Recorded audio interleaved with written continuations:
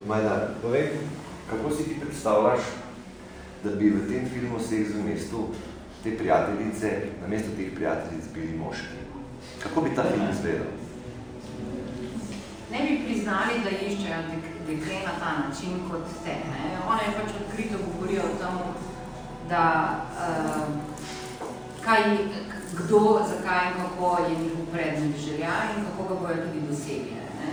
In potem si pomagajo, ko ga ne dosegajo, eno drugi solidarnostno participirajo v razgovorih, kaj je prav in kaj ni prav. Zdaj, če bi jaz dovolj poznala vaše duše, in vaše pogovore, ampak ker ne, si bolj predstavljam. Zdaj lahko ena predstava je zelo vulgarna, pa mislim, da je to tudi tako zelo posplošena in stereotipna in najbolj še napačna. To se pravi, da bi se ne priznali, da ko spodleti, da fant nek izgubi s tem, ko je zavrnjen, da ga boli. Po mojem bi se, če ne bi prestopili z te površine, ti pogovori dogajali bolj vulgarno. Ampak, ker je film dolg, by the way, ker je nizonka zelo neskončna, bila, potem bi ta površina v enem trenutku se umaknila in bi pač zlezli malo bolj globoko, kar pomeni, da bi tudi ti fantje maske nekako opustili in bi bil film zanimiv zgolj in takrat, ko bi se razkrivale te maske. To se pravi, da bi po vsej verjetnosti bila čisto preprosto obrnjena situacija, kjer bi fantje iskali ravno tako svoje pristanišče kot dekleta, malo več bi trajalo, malo bi bilo problemov okrog tega,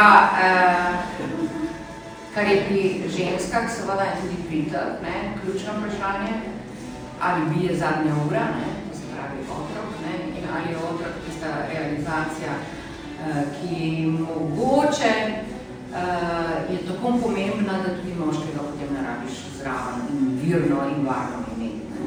Namreč iz prejšnje primerjave, tih sporednic med temi prijateljicami, odslikavanje v politiko, si dala neke komparacije. Zdaj si dala druge komparacije, kakšni so pa moški v politiki. Mogoče so vulgarni iz tega vidika, če si prej dala pozitivne karakteristike neke. Niso odkriti, kaj se to pomeni v politiki, če vemo, da je moških več v politiki. Apropo na tisto, kar smo govorili, ženska v moških politiki, pa moramo vedeti, da moških je res več v politiki, samo ključna svetovna dogajanja, kakršnakoli od daleč nazaj, od egipčanskih časov, pa do danes, pa vidimo, da so ženske pa res odigrale ključnejše vloge in bile pomembnejše kot moški v politiki. Na vladarice, ne samo na vladarice, od Antoniete do Terezije, ki so bile res vladarice v tem kontekstu, Tečerjeva, zdaj modernem Peronova in tako dalje. Izjemne pečate, Gandijeva, izjemne pečate in... Pa Marija Magdalena tudi. Absolutno, sigurno. To je tudi politika. Sigurno. Kaj pa ni politika, seveda. Tako da, vprašanje, če je to vedno kvantiteta, oziroma kvantiteta več pomeni kot kvaliteta. In če znamo to pravilno potekli, ko govorimo o vlogi ženske in ženski vključenosti v politiko. Če bi znali to tehtati, bi bil pripričan, da je tehnica na strani ženske v smislu pomembnosti od svetovnih odločitev.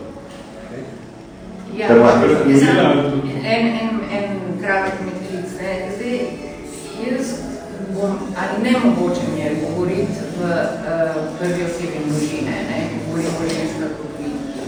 In sem si kar sama merilo. Zato je lahko izkrivljen odgovor, ko rečem. In kot zmeraj delam tudi razliko med moškimi in ženskimi, ker izhajam iz sebe. To se pravi, da se mi zdi, iz tega vidika tudi oproščen, ker nisem objektivna. Ampak se mi zdi, da distinkcija izhaja iz enega principa, ki nas ženske bolj ozemljuje v tem smislu, da nas bojuje naša narava, materinskosti, ki je tudi k večji odgovornosti. In ta odgovornost se mi zdi, skozi sebe gledano, ne, je za politiko skrajno pomembna, zaradi tega, ker v njej ne moreš dodati, ker odgovornost zlaganje se ne pripelje nikamor, zlaganje te ne pripelje k odgovornosti, ne moraš